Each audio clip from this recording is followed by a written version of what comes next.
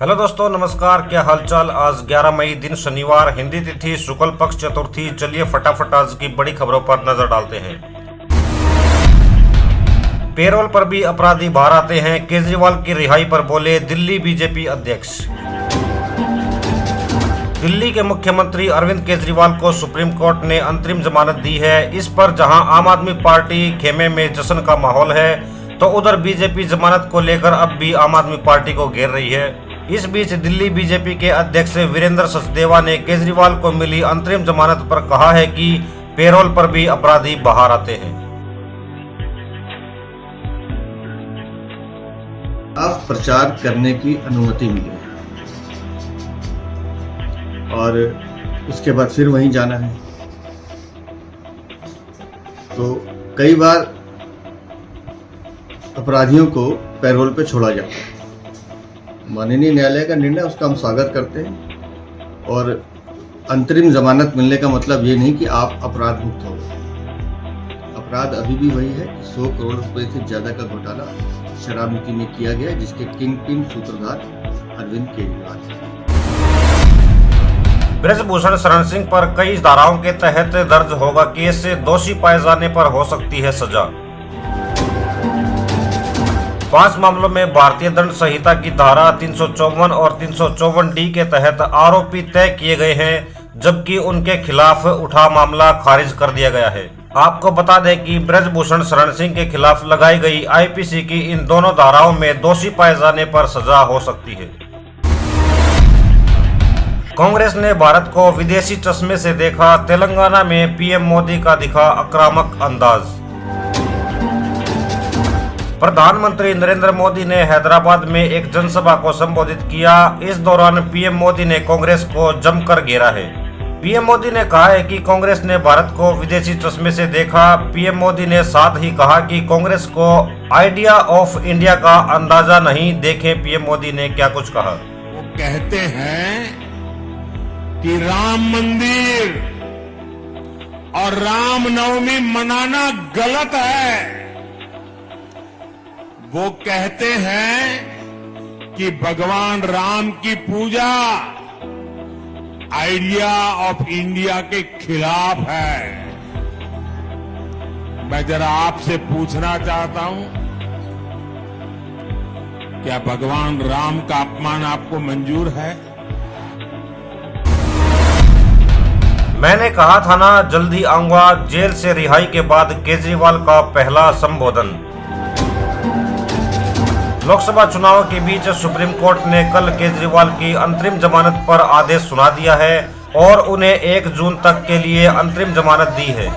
Bell मिलने के बाद केजरीवाल देर शाम तिहाड़ से बाहर आए, जिसकी तस्वीरें सामने आई हैं। पहले संबोधन में उन्होंने क्या कुछ कहा, देखें ये वीडियो।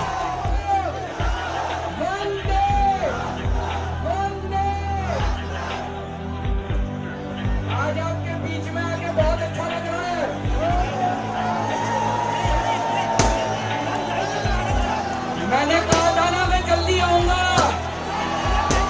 मैंने कहा था ना जल्दी आऊंगा। आ गया। सबसे पहले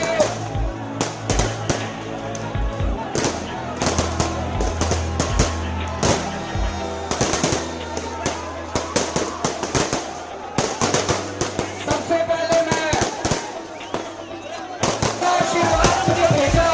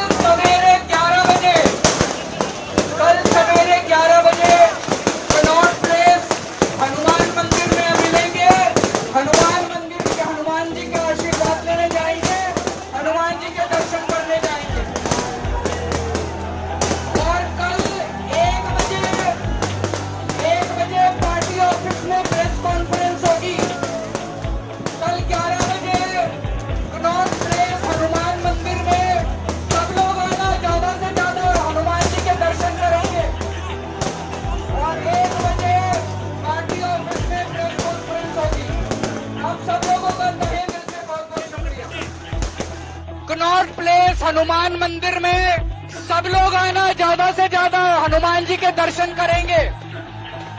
और 1 बजे पार्टी ऑफिस में प्रेस कॉन्फ्रेंस होगी। आप सब लोगों का तहे दिल से बहुत बहुत शुक्रिया।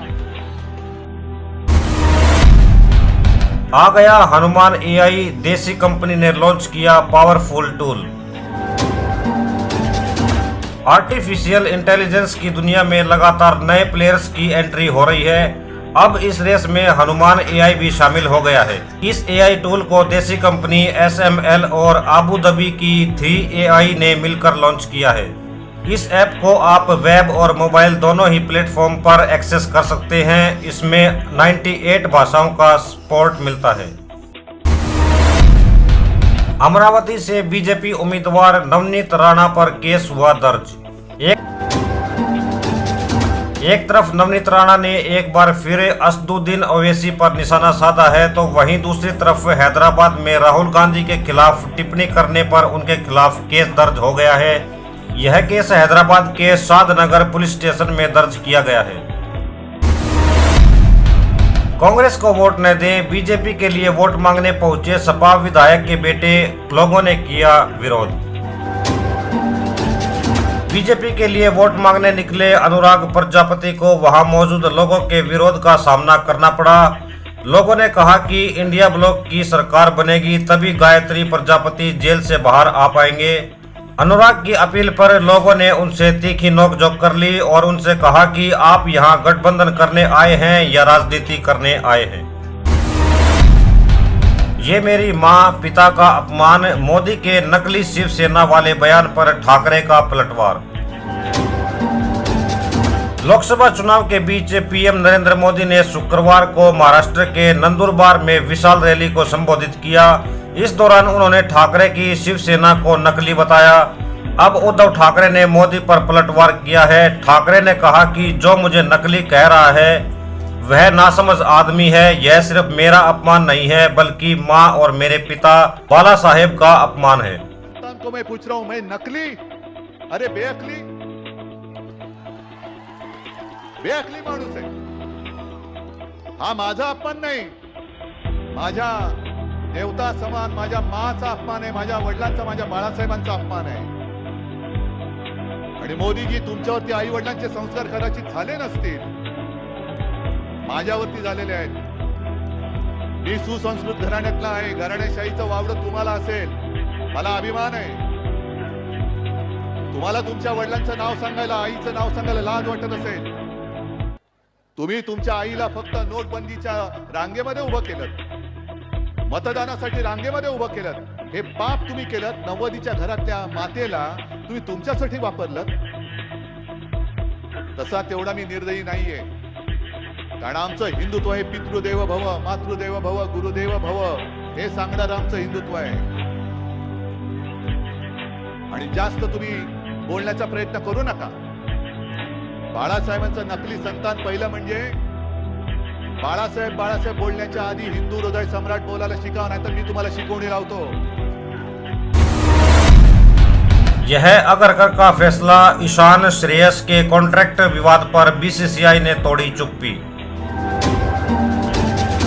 बीसीसीआई द्वारा इस साल फरवरी में जारी सेंट्रल कॉन्ट्रैक्ट लिस्ट में स्टार बल्लेबाज श्रेयस अय्यर और विकेटकीपर ईशान किशन को जगह नहीं मिली थी। अब सेंट्रल कॉन्ट्रैक्ट विवाद को लेकर बीसीसीआई के सचिव जय शाह का बड़ा बयान सामने आया है।